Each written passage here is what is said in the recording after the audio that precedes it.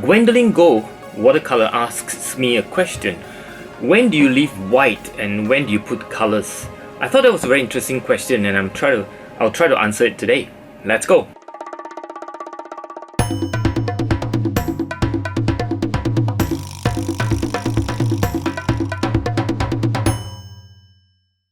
So this is a question that Gwendolyn asks me. Do you have a video on deciding where to add color? I tend to want to color everything. This is everybody's problem, including me.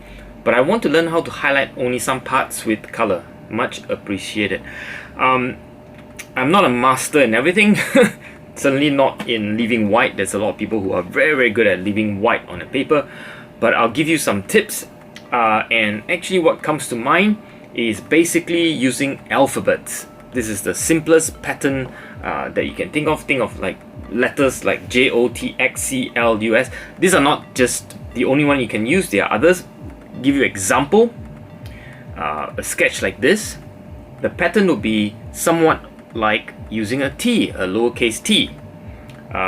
This is a flower, and the pattern will be somewhat like an O.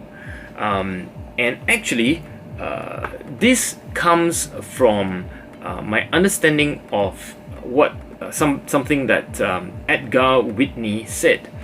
He's very famous. I mean, he single-handedly taught many famous artists today.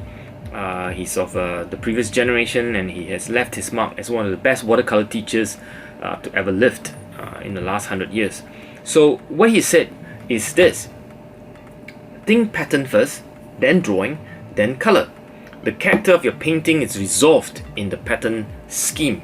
Edgar Whitney. So if you think of the letters, besides letter, you can also use broad shape. So take example this sketch that I did recently from Singapore Chinatown. You recognize that actually it is a triangle, or in this case, an older sketch, the letter M or N, and another example, the letter Y is being employed. So all these pattern schemes are available to you to basically use as a stencil, if you like. I mean, a stencil in your head. You can lightly draw it out if you want, but after a while you don't really have to be drawing it out. You just kind of have a view that is an M, an O, a Y, a T, L, a reverse L, a flipped T, and so on and so forth. Those are all patterns available to you. And now I'll talk about highlight. I'm not talking about pattern, but I'm talking about highlight. In this case, as you can see, we actually have a not really resolvable pattern, if you like. There's just a lot of shapes in here. But I have left a lot of highlights, such as in this case, this is the highlight area. This is also another highlight area. This is another highlight area, and so on. Right? Those highlighted areas basically allows you to create the shape of the person. And these whites that I just highlighted, basically left there to create the shape of the human figure. But as you can see, the highlights there are really just there because there is the positive shape. Let me show you where are the positive shape.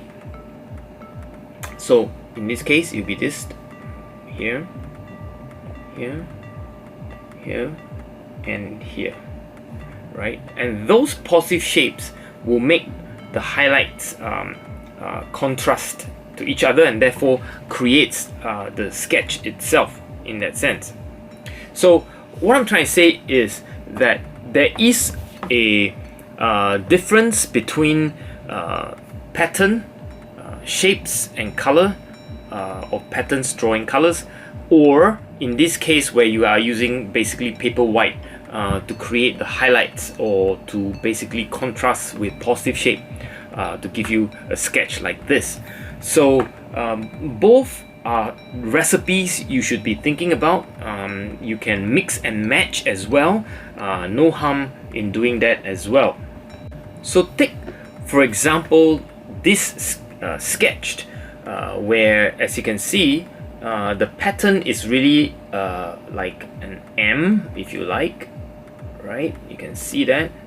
You can see that the pattern is like an M, but of course I would also color into the shape itself, and it then, you know, but broadly speaking, I'm using an M shape, but then I'm using the highlight methods to kind of fill in stuff in here as well. So that's just a combination of between patterns as well as the idea of basically using highlights and patterns combinations. So Gwendolyn, I hope that helps. Try it, let me know how it goes. Good luck and all the best with your sketches.